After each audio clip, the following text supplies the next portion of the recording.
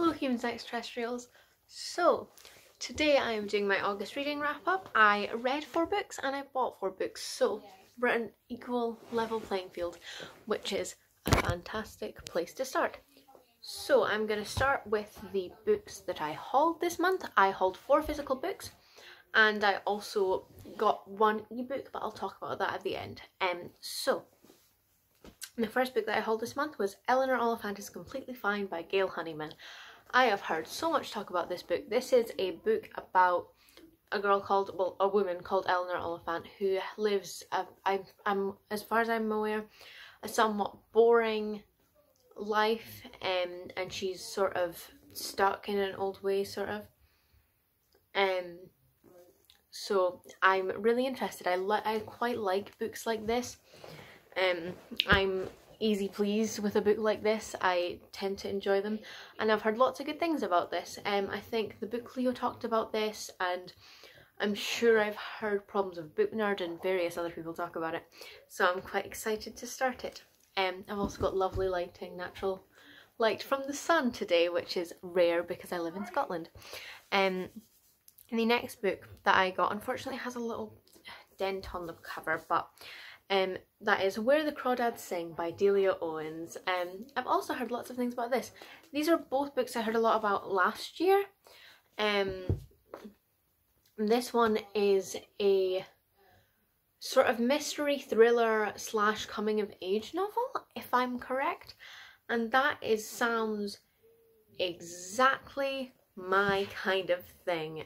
I've heard brilliant things about this book and I'm quite excited to read it. But yeah, it's essentially it's set in a small town, kind of a small town murders, but also there's some coming of age in it, and it looks really interesting, and the cover is beautiful. There's a little mark here which is annoying, but it's beautiful, and I'm really excited to read it. So next I have a book I need for school, and that is Tender as the Night by Scott Fitzgerald. I started this one.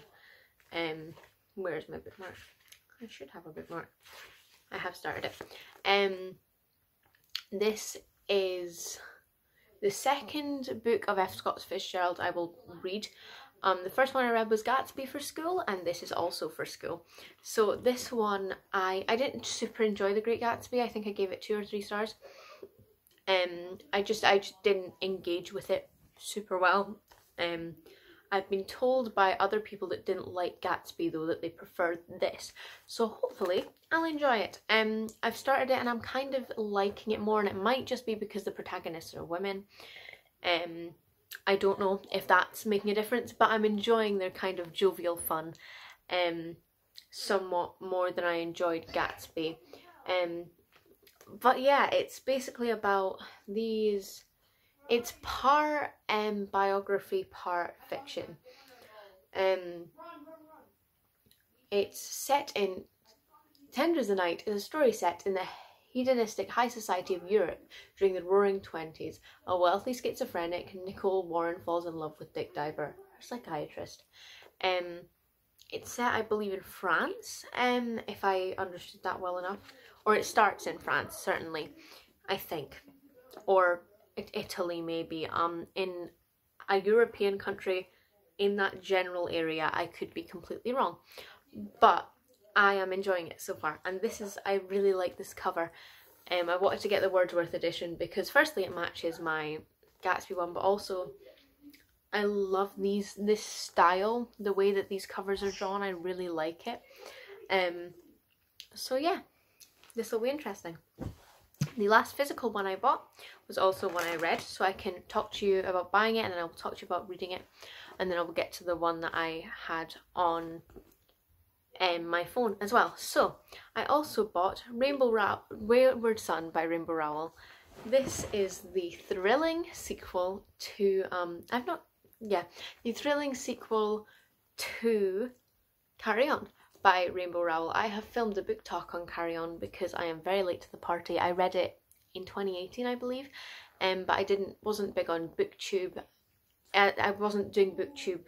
I had a BookTube channel myself. I was still focusing on music on YouTube, but I watched a lot of BookTube, and I really enjoyed that book. and this is the sequel. I think I gave this I gave this 5 stars. I think this was fantastic. Got to know, if you're unaware, basically I'll give you a somewhat summary of the first book, which is basically Simon Snow, this boy, is like a chosen one, and it's sort of like a Harry Potter style story, but it's its own thing, and it's super engaging, and the magic system is interesting, and it's all very interesting. And this is the sequel. So what I really enjoyed about this book, and I don't want to spoil anything too much, but it really and some people disagree with me, some people say that it's quite tacky, but I think it really gave depth to the world, and it really expanded the universe in terms of the kind of history in the world of the magic, which is something that I really enjoy. I'm not going to give away any more than that because that would be spoilery, but it expands that, and it also expands the relationship between the characters. It expands some side characters from the last book, which we didn't really learn much about. We learn more about them there. And it also, and I don't know if this is a spoiler, but I think if you have heard anything about it, you will know, ends on a massive cliffhanger. Which, Rainbow, I love you. You're fantastic. Kind of mad, but it just means that I'm gonna read the 3rd one when it comes out. But yes, this was absolutely fan-dabby-dozy.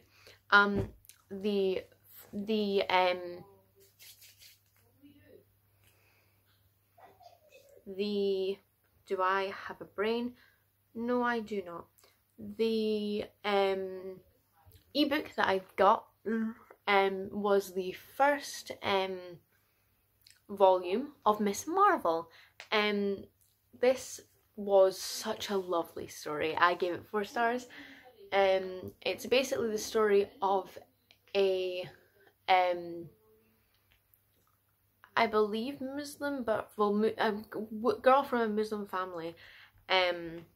Although I could be completely wrong because I kind of read it not super in. I didn't read it in super in depth, but I think that's what it was. Who basically becomes a superhero, and it's so cool, and that it's very comic-y, and the art style is beautiful, and I really enjoyed everything about it, and their expressions particularly I just really enjoyed. And the representation is fantastic, and seeing other superheroes in it was really cool, and I just really enjoyed it. I don't have a lot to say about it because since I've only read the first volume, there's only a certain level of depth to which I can discuss. There wasn't a whole lot of like heavy backstory or super insane heavy plot. It was kind of just laying the path for what happens, and I really enjoyed it. So yes, next I have an audiobook that I listened to, or finished listening to because I've been listening to it for a while, and that is Natives by Akala. This is a book about the history, well, it's part history, part biography, so it's majority history but including anecdotal stuff. So it's the history of Caribbean people coming to the UK, as well as racism in the UK and the British Empire, and white colonialism and stuff sort of within and just outside of that realm, as well as Akala's personal experience with racism in the UK. It's a really informative, really interesting book that I listened to the audiobook, and it was him that read it, I believe, and I really enjoyed his sort of matter-of-fact but still engaging way of reading the book. I just found it really engaging, and I was listening, and I couldn't, sometimes when you're listening to an audiobook, if the voice kind of drones a little bit, you might just zone out of it, and then you'll come back and it's 2 chapters and you don't know what's happened. But with this I didn't really do that at all, because his voice was so engaging, and because the topic is so interesting to me, I just wanted to know what happened. Well, I knew what happened, but I wanted to hear what he had to say. I find biographies and historical audiobooks to be my favourite, because they feel almost like I'm listening to a lecture or a podcast, which is something that I enjoy. Many people do not, but it is something that I enjoy, and I tend to be less able to immerse myself in a fictional audiobook because I will just like fall asleep because I'm being told a story. But yeah, I would say 5 stars for that. I truly, really, really enjoyed it. So I have 2 books left. First, I have Son of Neptune by Rick Riordan. This is the 2nd book in the Heroes of Olympus series and the 7th book in the Percy Jackson Chronicles series. This was absolutely fantastic. I've had a really good reading month this month because this was a 5-star book too. This, I can't really tell you a lot because it spoils things, but basically this is the first time that we meet Percy Jackson. This isn't really a spoiler. It literally says on the cover. This is the first time that we meet Percy Jackson again in the Heroes of Olympus series since the 1st book, which is aptly called The Lost Hero. And this was just fantastic. It was so nice to hear from Percy's point of view again because I love Percy. In fact, I'm not going to talk too in depth because I up here, I think, have a reading vlog for the whole thing. So you can listen to me rant in spoilery form all about it. But my non-spoiler thoughts are, it was great to see this character again. I really enjoyed the dynamic between all the characters in this story. I really enjoyed the main female protagonist. I thought she was fantastic. I loved them all. I thought it was such an interesting plot, and the way he's merging these different mythologies. I'm really interested to see how in other series, because I know in the future there's in future series and in series that came after this, he's him being Rick Riordan has entangled lots of different mythologies. I'm sure he talks about Egyptian mythology, and it just seems so interesting to me that he could fit that all in. And I would love to see how he does it, and having him see Greek and Roman, which are very similar, and that shows a lot in this and the other book, but there are differences. It'd be really interesting to see how he sort of mixes lots of other stuff with characters that we do somewhat already know. So yes, this was fantastic, and I've got a full reading vlog up there if you would like to hear it. The last book that I read this month, although technically the first book that I finished, but because I'm excited about it, I left the best till last, was Little Women by Louisa May Alcott. I finally finished it. I gave this a 4 stars because I did really enjoy it. However, I found there to be a lot, and I'm doing this for school if you're unaware, but I found there to be a lot of sort of religious teachings to the girls, which are fine. There's not, I mean Christian, and there's nothing wrong with that. It's just not. Some people say it feels like Christian rhetoric and like it's teaching, like trying to indoctrinate Christianity. I don't think it's doing that. I just think that because Louisa May Alcott was Christian and those were her values, she thought a child should be taught those, which is fine. And for the most part, I didn't disagree with a lot of it. But when God came into play, I was like, I don't believe this at all. So it was weird having to break through that barrier and reading through it and going, yes, but some people do. But, and it's slow going too. But this was fantastic. If you're unaware, I've been trying to read this since, I think, June. This is a beautiful copy of this book. This is the Word Cloud? No, it's Puffin and Bloom collection. That's Word Cloud. And this was fantastic. And I'm so glad that this is back in focus. I'm so glad to have finally read it, which means I can now analyse it and do all the things that I plan to do with it. That is all of the books that I have to talk about this month.